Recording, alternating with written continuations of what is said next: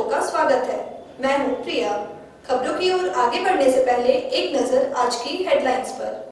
Headlines के प्रायोजक हैं पानीपुरी जंक्शन, स्वाद ऐसा कि मुंह में पानी आ जाए। फ्रेंचाइजी के लिए संपर्क करें। और गिरिडीह के प्रसिद्ध रेडियोलॉजिस्ट डॉक्टर शैलेंद्र चौधरी द्वारा संचालित 9 अल्ट्रासाउंड एंड डायग्नोस्टिक सेंटर।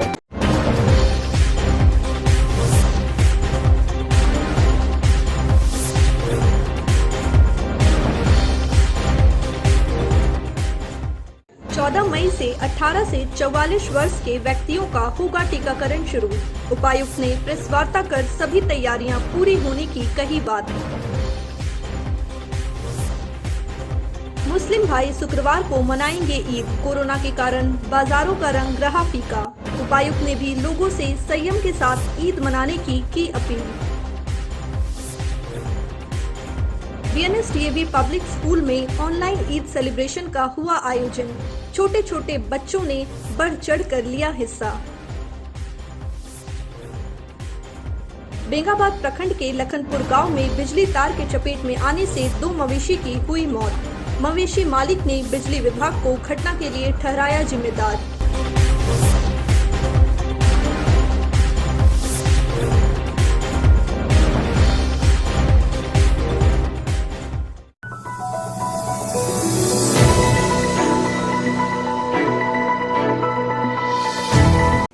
अब देखते हैं दिन भर की छोटी बड़ी खबरें।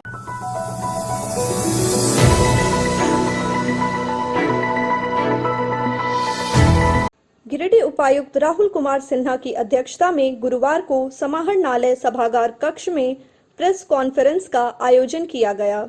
प्रेस कॉन्फ्रेंस में उपायुक्त ने कोरोना संक्रमण को लेकर जिला स्तर पर की गई तैयारियों की जानकारी। प्रेस कॉन्फ्रेंस में उपायुक्त ने कहा कि राज्य सरकार के द्वारा प्राप्त दिशा निर्देश के आलोक में 14 मई से 18 से 44 वर्ष के व्यक्तियों को कोरोना का टीका लगाया जाएगा, जिसे लेकर जिला प्रशासन द्वारा पूरी तरह तैयारी कर ली गई है। उपायुक्त ने बताया कि गिरिडीह जिले में 18 से 44 तक के व्यक्तियों की कुल आबादी 11,63,444 है और राज्य सरकार द्वारा गिरिडीह जिले को तत्काल 10,000 वैक्सीन उपलब्ध कराया गया है, जिसमें कोवैक्सीन की 5,000 डोज एवं कोविडशील्ड की 5,000 डोज मुहैया कराया गया है। उन्होंने बताया कि 18 से 44 आयु वर्ग के वैक्सीनेशन को लेकर सभी आवश्यक तैयारियों को पूर्ण कर लिया गया है, जिससे कि आमजनों को वैक्सीनेशन केंद्र पर वैक्सीन कराने संबंधित किसी भी प्रकार की कोई समस्या न हो। प्रेस कॉन्फ्रेंस में उपायुक्त ने बताया कि 18 से 44 आयु वर्ग के लोगों को कोविड का टीका लेने के लिए cowin.gov.in पर जाकर पंजीकरण अनिवार्य रूप से कर स्लॉट बुक करना होगा, जिसके बाद उन्हें टीका लगाया जा सकेगा। उपायुक्त ने बताया कि कोविड संक्रमित गर्भवती महिलाओं एवं अन्य गंभीर बीमारी से पीड़ित व्यक्तियों को कोविड का टीका नहीं लगाया जाएगा। साथ ही वैसे व्यक्ति जिन्हें हल्का सर्दी, बुखार, सरदर्द, जुकाम, सांस लेने में दिक्कत हो, वैसे व्यक्तियों को भी टीका नहीं लगाया जाएगा। उन्होंने बताया कि सर्वप्रथम कोविन पोर्टल पर अपना मोबाइल नंबर डालेंगे, तत्पश्चात उन्हें एक OTP प्राप्त होगा। फिर वे अपना डिटेल डालेंगे, तत्पश्चात उनका पंजीकरण हो जाएगा। इसके अलावा कोविन पोर्टल पर सेशन साइट की बुकिंग भी कर सकेंगे। लाभुकों को जहां टीका लेना है वे अपने नजदीकी टीकाकरण स्थल पर बुकिंग कर सकते हैं। पंजीकरण कराने के उपरांत अपना स्लॉट अवश्य बुक करें। उपायुक्त ने बताया कि एक दिन में एक सेशन साइट्स पर केवल 100 व्यक्तियों को ही टीका दिया जाएगा। 100 से अधिक व्यक्तियों का पंजीकरण एक सेशन साइट के लिए नहीं किया जाएगा। अगले दिन पुनः वे अपना स्लॉट बुक करा सकते हैं। हमारे जिले में 18 से 44 साल के एज ग्रुप की कुल आबादी अनुमानित 11,66,439 है और आगे आने वाले दिनों में इन पूरी आबादी को कोविशील्ड या फिर कोवैक्सीन के दोनों डोज से सैचुरेट करना है। प्रारंभिक रूप से जिले में 10,000 इस एज ग्रुप के लिए, इस पॉपुलेशन को कवर करने के लिए 10,000 वैक्सीन डोजेज उपलब्ध कराए गए। जिसमें कि कोवैक्सीन के 5,000 डोज हैं और कोविशील्ड के भी 5,000 डोज हैं, दोनों डोज मिला के 10,000। जैसे जैसे ये एग्जॉस्ट होते जाते हैं वैसे वैसे स्टेट से नए डोजेस मिलते जाएंगे और यह प्रक्रिया जारी रहेगी। इस दरमियान 45 साल से ऊपर के लोग, FLW तथा हेल्थ केयर वर्कर्स के जो पहले से चले आ रहे वैक्सीनेशन प्रोग्राम थे, इधर फर्स्ट डोज या फिर सेकेंड डोज का, वह समानांतर रूप से जारी रहेगा। जिन जिन लोकेशन पर वो चल रहा था उसमें किसी तरह की कोई छेड़छाड़ नहीं है। यह पूरी तरह से सिर्फ 18 से 44 वाला एज ग्रुप है जिसके लिए हम बातें करेंगे। 18 से 44 साल के एज ग्रुप के लिए भारत सरकार ने जो प्रोटोकॉल सेट किया है उसके मुताबिक सर्वप्रथम सभी बेनिफिशियरीज को कोविन पोर्टल पर जाके अपने आप को रजिस्टर कराएं। रजिस्ट्रेशन कराने की जो डिटेल प्रक्रिया है अभी सिविल सर्जन और DTM के माध्यम से भी आपको अपडेट किया जाएगा। सामान्य रूप यह बहुत ही सामान्य प्रक्रिया है। कोई भी व्यक्ति सीधे इंटरनेट गूगल पर जाकर कोविन टाइप करे। कोविन टाइप करने के बाद वहाँ पर ऑप्शन आएगा अपना मोबाइल नंबर पुटअप करने के लिए। जैसे ही कोई भी बेनिफिशियरी अपना मोबाइल नंबर वहाँ पर पुटअप करते हैं उनको एक OTP उपलब्ध कराया जाएगा उन्हीं के मोबाइल पर, इस मोबाइल से वो रजिस्टर करा रहे हैं और OTP एंटर कर उसी कोविन पोर्टल पर OTP एंटर करने के बाद वह 16% रजिस्टर हो जाएंगे। आगे के पेजेस में उनको अपने से संबंधित कुछ डिटेल्स डालने देंगे जैसे कि date of birth, Aadhaar number इत्यादि। उसके बाद आगे जाकर उनको पर डे कौन सा लोकेशन पर कौन सा स्लॉट उपलब्ध हो सकता है उसके लिए उनको ऑप्शन दिया जाएगा। वो अपने ऑप्शन पे क्लिक करें और इस तरीके से वह स्वतः रजिस्टर हो जाएंगे। फिर डोज 1 और डोज 2 का वहाँ पर मेंशन रहेगा। डोज 1 वो जैसे ही प्राप्त करते हैं उनको डिजिटल वैक्सीनेशन सर्टिफिकेट जनरेट करने के लिए वहाँ पर ऑप्शन रहेगा। वह अपने मोबाइल पर ही इस साइट पर जाके ही डिजिटल वैक्सीनेशन सर्टिफिकेट अपना प्राप्त कर ले सकते हैं जो कि उनको सेकेंड डोज लेने के समय सहायता उपलब्ध कराएगा। चाहे उन्होंने कोविशील्ड लिया हो, कोवैक्सीन लिया हो, दोनों ही वैक्सीन्स में 4 से 8 या 6 से 8 दिनों का गैप रखने का निर्देश है और इसी आलोक में वह उसके सर्टिफिकेट पे भी मेंशन रहेगा कि किस पीरियड में वह अपना सेकेंड डोज लेगा। तो बहुत ही सामान्य और सरल प्रक्रिया है। इसमें बस हम लोग यही चाहते हैं कि व्यक्ति बिना रजिस्टर कराए, आई रिपीट, बिना रजिस्ट्रेशन कराए, बिना स्लॉट लिए सीधे किसी वैक्सीनेशन सेंटर पर नहीं आ जाए। शहरी क्षेत्र में हम लोगों ने 5 वैक्सीनेशन सेंटर्स बनाए हैं, DDC ऑफिस, DPRO ऑफिस, विवाह भवन, श्रम कल्याण भवन और श्री राम भवन जो बावनटोली में। इसके अतिरिक्त ग्रामीण क्षेत्र में हर एक CHC में वैक्सीनेशन सेंटर बनाए जा रहे हैं। CVC कोविड वैक्सीनेशन सेंटर्स, यह सभी कोविन पोर्टल पर पहले से प्री रजिस्टर्ड हैं और ये प्री रजिस्ट्रेशन 18 से 44 के लिए यह हो सकता है कि 44 के पहले भी रजिस्टर कराया गया होगा, बट उससे अभी मतलब नहीं है। मैं कह रहा हूँ कि ये थोड़ा सा सेपरेट तरीका चलेगा। 45 एंड अबव वालों को अभी भी प्री रजिस्ट्रेशन कराने की ज़रूरत नहीं है। वह साइट पर जाकर ऑन द स्पॉट रजिस्ट्रेशन करा सकते हैं, वो फैसिलिटी उनको है। और यही फैसिलिटी हेल्थ केयर वर्कर या फ्रंटलाइन वर्कर जो अभी तक अगर नहीं वैक्सीनेशन लिए हो तो उनके लिए है। यह प्रोटोकॉल सिर्फ 18 से 44 के लिए, कि उनको पहले ही रजिस्ट्रेशन कराना होगा। संभावना है क्योंकि इस एज ग्रुप में काफ़ी ज़्यादा बड़ी मात्रा में आबादी है, तो साइट्स पर, सेशन साइट्स पर बिना रजिस्ट्रेशन कराए भी बड़ी मात्रा में लोग आ जा सकते हैं। तो इस चीज़ को अवॉइड करना है। अभी के पीरियड में Covid appropriate behaviour, social distancing, mask इत्यादि का भी पूरी तरह से अनुपालन सुनिश्चित करना है।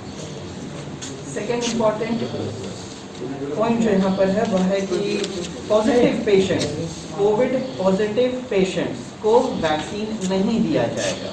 तो अगर कोई भी ऐसे बेनिफिशियरी हैं जो कि डिक्लेयर्ड कोविड पॉजिटिव पेशेंट हैं, वह कृपया अपना रजिस्ट्रेशन नहीं कराएं और वैक्सीन लेने के लिए अभी नहीं आएँ। वह जब कोविड नेगेटिव हो जाते हैं उसके 15 दिन के बाद ही भारत सरकार के स्थापित प्रोटोकॉल के अनुसार उनको वैक्सीन दिया जाएगा। निसंदेह सभी लोगों का टेस्ट करना तो संभव नहीं है और ये भी पॉसिबल है कि हर व्यक्ति अपने पास रिपोर्ट नहीं रखा होगा। तो जिन लोगों को सिम्टम है, सिम्टम्स वाले खासतौर पे सर्दी, खांसी, बुखार, सांस लेने में तकलीफ, स्वाद और सूंघने की क्षमता जिसमें चली गई है, उल्टी दस्त इत्यादि की शिकायत है, तो वह भी प्रोस्पेक्टिव कोविड पेशेंट हो सकते हैं। वैसे लोग भी अभी अवॉइड ही करें जब ये नेगेटिव हो जाते हैं, सिम्टम्स खत्म हो जाता है, उसके बाद भी स्टिल हर एक सेशन साइज पर सभी लोगों के on the spot corona test की व्यवस्था भी उपलब्ध रहेगी। सभी लोगों का रैपिड एंटीजन किट से टेस्ट कराया जाएगा और जिनका नेगेटिव आएगा उनको ही अलाउ किया जाएगा वैक्सीनेशन के लिए।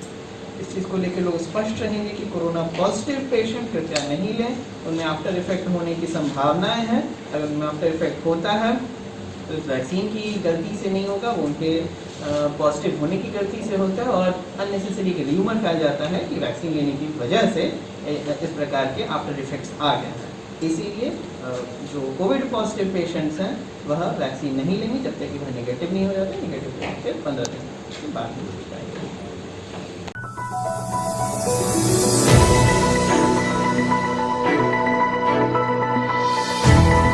रहमतों व बरकतों के पवित्र माह रमज़ान व ईद पर्व को लेकर उपायुक्त राहुल कुमार सिन्हा ने मुस्लिम धर्म गुरुओं व समाज के लोगों से ईद पर्व के दौरान अपने घरों में रहकर नमाज, नफिल नमाजों व कुरान की तिलावत करने का आग्रह किया है। उपायुक्त ने वर्तमान में वक्त का तकाजा और कोरोना वायरस के खतरे को लेकर उपायुक्त ने कहा कि कोरोना महामारी से बचाव के लिए सभी स्वास्थ्य निर्देशों एवं कोविड प्रोटोकॉल का पालन करते हुए रमजान के इस पाक दिनों में राष्ट्र की खुशहाली और स्वस्थ राष्ट्र की दुआ करें। इस वैश्विक आपदा के समय सभी के लिए आवश्यक है कि ईद पर्व के मौके पर इबादत अपने घरों में ही रहकर करें, साथ ही सामाजिक दूरी का अनुपालन करते हुए अपने घरों में पर्व मनाएं और जिला प्रशासन का सहयोग करें। मन में घर पे ही रहें, स्वस्थ रहें, इबादत करने हेतु अपने घर का ही उपयोग करें। जितना ज़्यादा हम कॉन्ग्रीगेशंस को रोकेंगे, जितना ज़्यादा हम भीड़ भाड़ को रोकेंगे, उतना ही आसानी से हम इस कोरोना संक्रमण की चेन को रोक पाने में सफल रहेंगे। पवित्र त्यौहार ईद पर सभी को मेरी तरफ से ढेर सारी शुभकामनाएं, बधाइयाँ। धन्यवाद।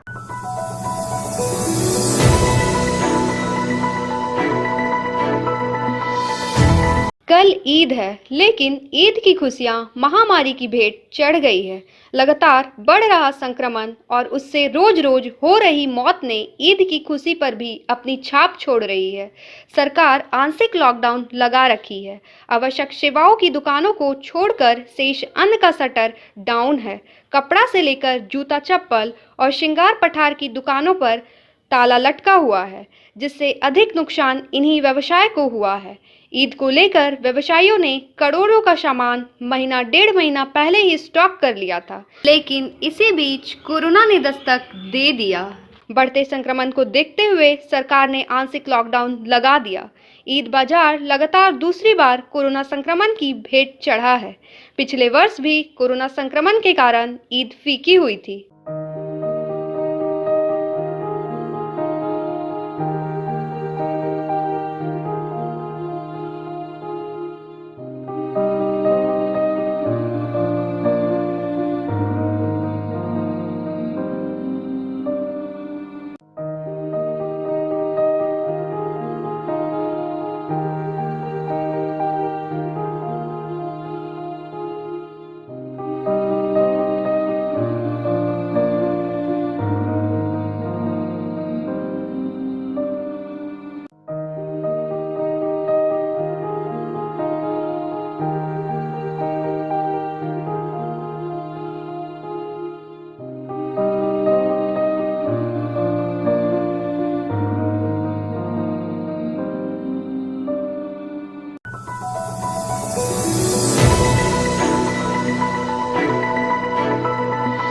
गिरिडीह जिले के बेंगाबाद प्रखंड अंतर्गत ग्राम पंचायत जरुआडी के लखनपुर में जर्जर बिजली तार के अचानक गिरने और उनके चपेट में आने से 2 मवेशियों की घटनास्थल पर ही मौत हो गई।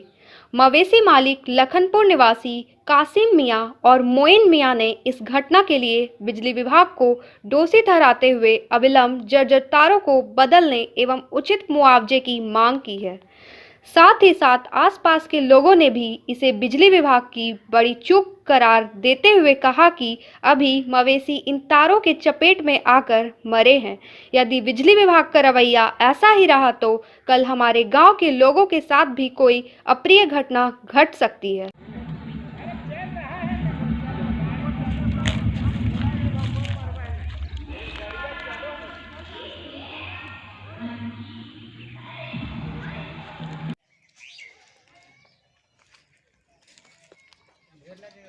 ये जो भेड़ नहीं लाइन लेकिन काट दिलो ना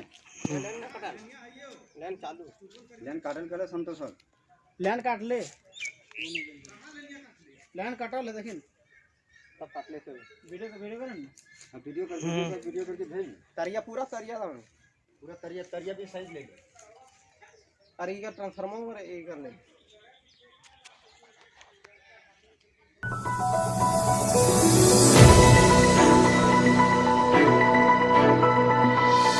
झारखंड सरकार ने स्वास्थ्य सुरक्षा सप्ताह को 27 मई की सुबह 6 बजे तक के लिए बढ़ा दिया है। साथ ही कई नई पाबंदियां भी लगा दी है जो 16 मई की सुबह 6 बजे से प्रभावी होगी। वहीं पहले से लगाए गए प्रतिबंध जारी रहेंगे। मुख्यमंत्री हेमंत सोरेन की अध्यक्षता में बुधवार को आपदा प्रबंधन प्राधिकार की बैठक के बाद विभाग ने देर रात लॉकडाउन संबंधी गाइडलाइन जारी कर दी। शादी अब केवल घर या कोर्ट में ही होंगी। लड़का लड़की समेत अधिकतम 11 लोग ही शामिल होंगे। न बारात निकलेगी और न ही कोई बाजा बजेगा, न डीजे बजेगी और न ही पटाखे छोड़ सकेंगे। शादी की तिथि से 3 दिन पहले निकटतम थाने को सूचना देना अनिवार्य होगा। वहीं गाइडलाइन में यह स्पष्ट किया गया कि 16 मई की सुबह 6 बजे तक पूर्व की गाइडलाइन के अनुसार मैरिज हॉल या घर में जो शादियां होनी हैं वे होंगी। उनमें 50 लोग शामिल हो सकेंगे। अंतिम संस्कार के लिए भी नया आदेश जारी किया गया है। अब 20 लोग ही इसमें शामिल होंगे। अंतिम संस्कार में जाने के लिए ई पास की जरूरत नहीं होगी। पहले 30 लोगों को शामिल होने की अनुमति थी। बगैर ई पास के निजी वाहनों के चलने पर पूर्ण प्रतिबंध होगा। रेल या हवाई जहाज पकड़ने के लिए अगर कोई निजी वाहन से जाता है तो उसे टिकट और वैध परिचय पत्र दिखाना अनिवार्य होगा। ई पास को epass.jharkhand.nic से डाउनलोड किया जा सकता है। स्वास्थ्य से जुड़ी सेवाएं और अंतिम यात्रा के लिए ई पास की जरूरत नहीं होगी। जिला प्रशासन द्वारा उपयोग की जाने वाली बसों को छोड़कर राज्य के अंदर या राज्य के बाहर बसों का परिचालन प्रतिबंधित रहेगा।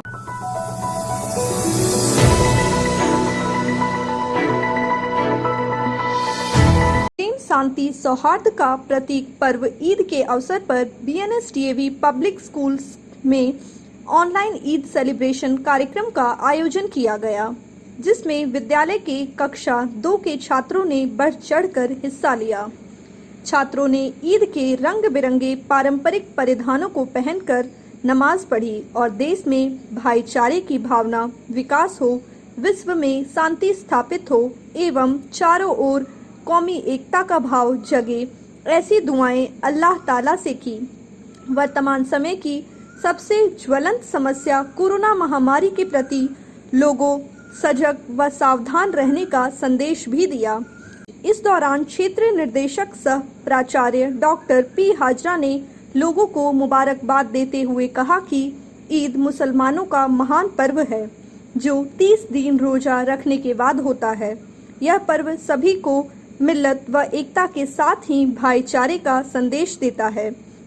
इस कोरोना संकट काल में हमें आपसी भाईचारे की भावना से एक दूसरे की मदद कर मुश्किलों को आसान बनाने व जागरूक करने का प्रयास करना चाहिए, ताकि लोग भयभीत न हों और सजग सावधान रहकर इस महामारी से बचें और लोगों को बचाने का प्रयास करें।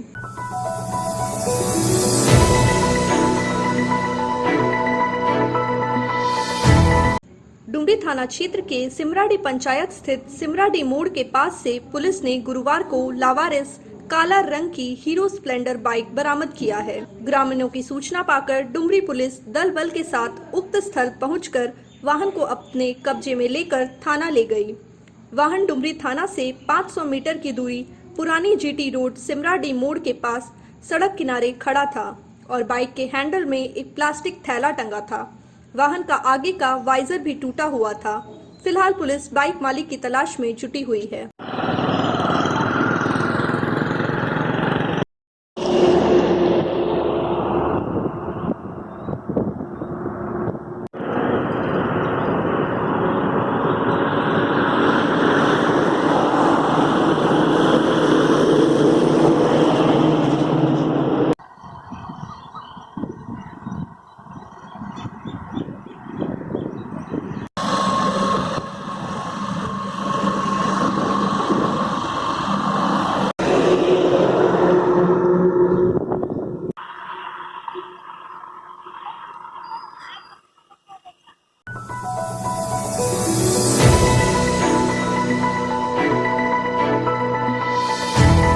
देवरी प्रखंड के चहाल गांव के अब्दुल्ला अंसारी के कपड़ा सह टेलर दुकान में अचानक आग लग गई।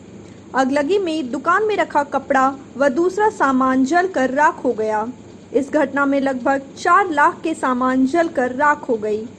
दुकान मालिक अब्दुल्ला अंसारी ने बताया कि रात करीब 2 बजे सो रहे थे तो अचानक गैस टंकी के फटने की आवाज़ जोरों से सुनाई दिया। घबराकर उठे तो देखा दुकान के अंदर खिड़कियों से आग की लपटें निकल रही थी। दुकान के अंदर छोटा गैस सिलेंडर के फटने की आवाज़ से ग्रामीण भी दौड़ दौड़ के जमा हो गए और काफ़ी मशक्कत के बाद आग पर काबू पाया गया। उन्होंने सरकार से सहायता की मांग की है।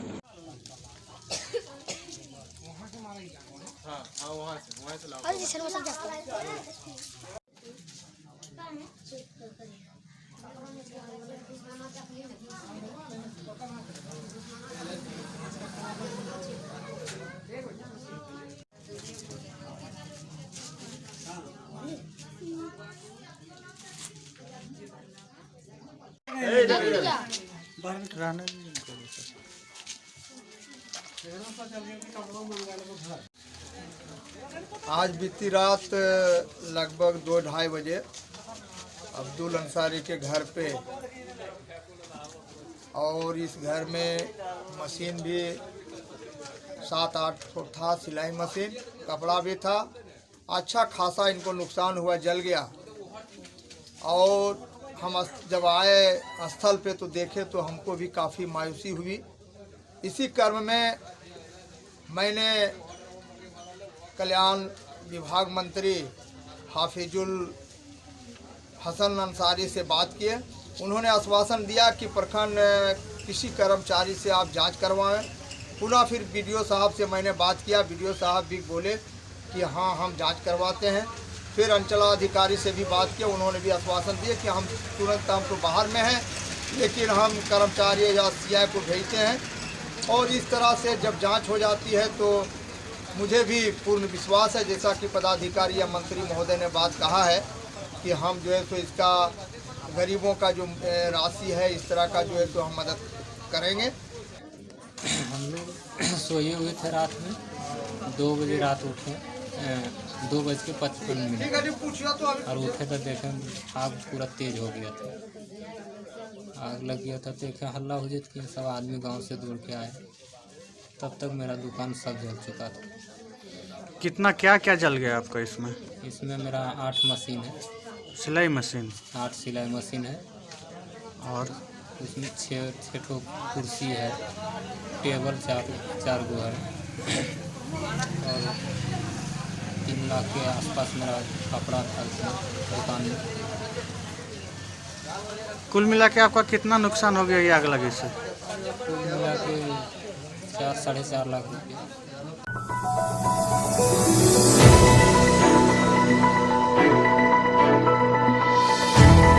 कोविड-19 के बढ़ते प्रकोप को देखते हुए तथा क्षेत्र में कोविड-19 के टीका को लेकर फैले भ्रम को दूर करने एवं कोरोना वायरस संक्रमण से कैसे बचा जाए, इसको लेकर गिरिडीह नगर निगम क्षेत्र के वार्ड नंबर 17 में गुरुवार को यूनिसेफ और चेतना विकास की सदस्य पुष्पा शक्ति और वार्ड पार्षद आरती गुप्ता, समाज सेवी हबलू गुप्ता ने वार्ड संख्या 17 का भ्रमण किया और लोगों को कोविड-19 से बचाव टीकाकरण का विस्तृत जानकारी दी।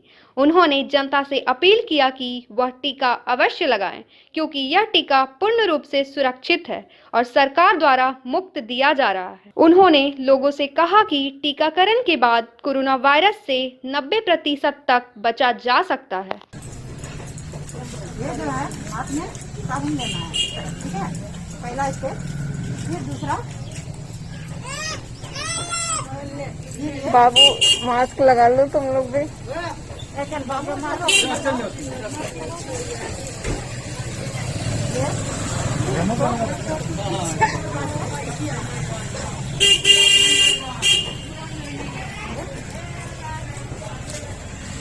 बाबू करके भी किसी तरह कोई भी चीज संक्रमित हुई है तो इसको 40 सेकंड तक हाथ धोना है, इस तरह ताकि ये जो कोरोना का वायरस है अगर कहीं कोई सामान से आया है, नाखून में जो नाखून तो इस तरह से साफ करना है।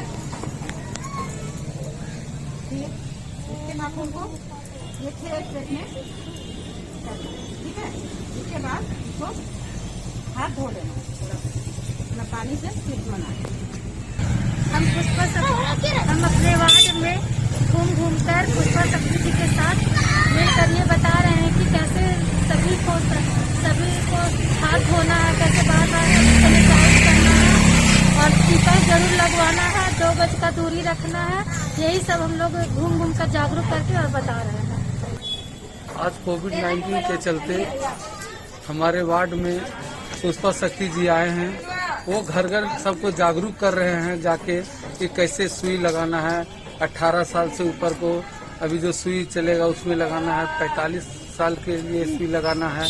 यही घूम के घर में सबको बताना है। हाथ बढ़िया से सफा करना है, सोशल डिस्टेंस में रहना है, मास्क लगाना है। यही सब अभी हमारे पुष्पा शक्ति जी सबको सिखाएंगे।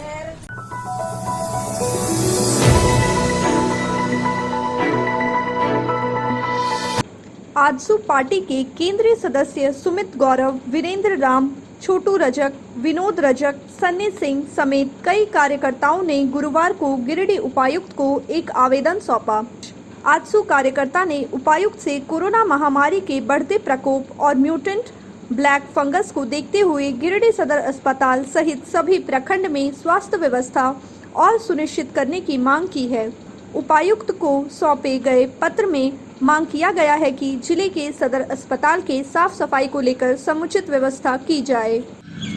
आज हम लोग आजसू पार्टी के बैनर तले माननीय उपायुक्त महोदय गिरिडीह और माननीय अनुमंडल पदाधिकारी महोदया गिरिडीह को एक ज्ञापन सौंपने का काम किया है और अनुरोध करने का काम किया है। उसके साथ साथ सुझाव भी देने का काम किया है आवेदन के माध्यम से।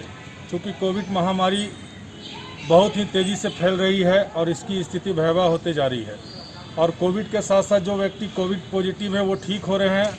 उसके साथ एक दूसरा महामारी ब्लैक फंगस नई बीमारी आ गई है।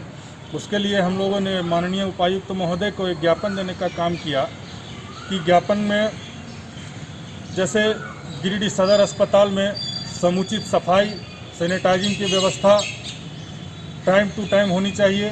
और गिरिडीह सदर अस्पताल में जो वेंटिलेटर बेड आज जो निष्क्रिय रूप से पड़े हुए हैं, 9 वेंटिलेटर बेड को अविलंब चालू कराने का माननीय उपायुक्त महोदय सिविल सर्जन को निर्देश दें ताकि इस महामारी में लोगों को इधर परेशानी ना हो। समुचित दवाई समुचित वैक्सीनेशन की व्यवस्था सदर अस्पताल में उपलब्ध हो ताकि यहाँ के लोगों को परेशानी ना हो। और यहाँ चैम्बर ऑफ कॉमर्स और जो औद्योगिक इलाके के औद्योगिक प्लांट के मालिक हैं उनसे भी मैं अनुरोध और एक आग्रह और मांग कर रहा हूं कि इस महामारी में सरकार झारखंड सरकार का कहना है कि जीवन भी और जीविका भी उसके उपार्जन के लिए कम से कम आज वो लोग मानवता को दिखावे और प्रत्येक प्रखंड में एक कोविड केयर सेंटर का निर्माण करावें, आईसीयू बेड का निर्माण करवावें, वेंटिलेटर बेड के अलावा गैस सिलेंडर और दवाइयों का निर्माण उपलब्ध करावे। ज़रूरतमंदों को घर घर जाकर चिन्हित करें, वैसे व्यक्ति को जिनकी ज़रूरत है दवाई की, जिनको ज़रूरत है आपकी जाकर के खाद्यान्न की, वैसे व्यक्ति को घर जाकर के ऑक्सीजन खाद्यान्न और दवाई उपलब्ध कराए। यही सब मैं उपायुक्त महोदय को अपने आवेदन के माध्यम से कहने आया। और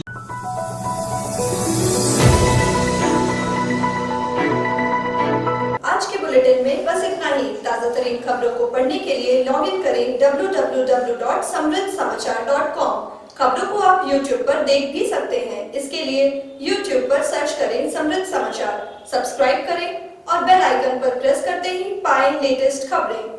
तो दीजिए हमारी पूरी टीम को इजाजत। नमस्कार।